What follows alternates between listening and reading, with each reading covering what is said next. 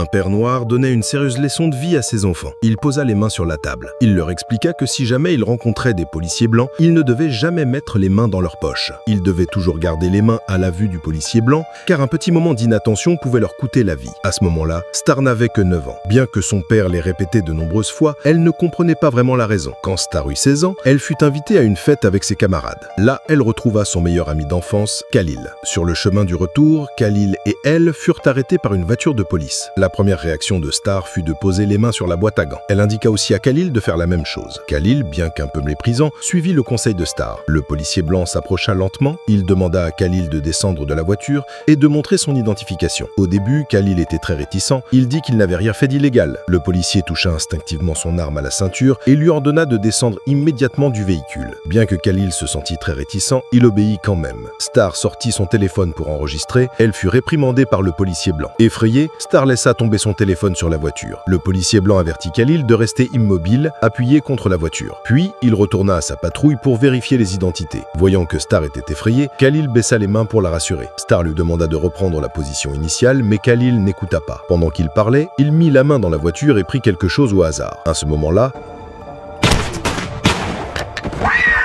Star descendit précipitamment de la voiture pour vérifier s'il était blessé, mais elle fut menottée par derrière par le policier blanc. Voyant Khalil grièvement blessé, Star pleurait et suppliait le policier blanc de l'aider, mais le policier blanc ne montra aucune réaction. Il continue à chercher des armes aux alentours. Where is it? Where's the weapon?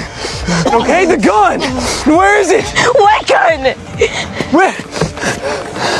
Ce n'est que lorsqu'il vit un peigne à côté du garçon que le policier se rendit compte qu'il avait tiré par erreur. Après cela, Star fut emmené au commissariat pour être interrogé. Les policiers ne lui demandaient que si Khalil avait commis un délit. Ils ne mentionnaient jamais leur propre négligence. Star tenta de défendre Khalil, mais il ne voulait absolument pas écouter. Mais l'oncle de Star était aussi policier, et il réussit ensuite à la faire libérer sous caution. Elle pensait que les policiers blancs seraient punis, mais son oncle lui expliqua qu'en l'absence de témoins oculaires, les policiers n'avaient été que temporairement suspendus. Si elle voulait la justice pour Khalil, Star devrait témoigner au procès. Sa mère s'opposa fermement à ce qu'elle y participe, car en témoignant, il faudrait révéler l'ancien travail de Khalil, et il avait travaillé pour la mafia. Cela pouvait fâcher les mafieux et la mettre en danger en tant que policière. L'oncle connaissait très bien les méthodes de la mafia. Le lendemain, Star alla à l'école comme d'habitude, mais à sa surprise, les camarades blancs organisèrent une manifestation pour Khalil. Star fut un peu étonnée, mais en arrivant sur place, elle se rendit compte que ce qu'ils appelaient « élever la voix pour Khalil » n'était rien d'autre qu'un prétexte pour manquer les cours. Ils n'avaient rien fait en réalité. En voyant les visages souriants des blancs, Star ressentit une douleur profonde. Elle décida de ne plus être lâche. Elle accepta de donner une interview télévisée, elle révéla tout à propos de Khalil.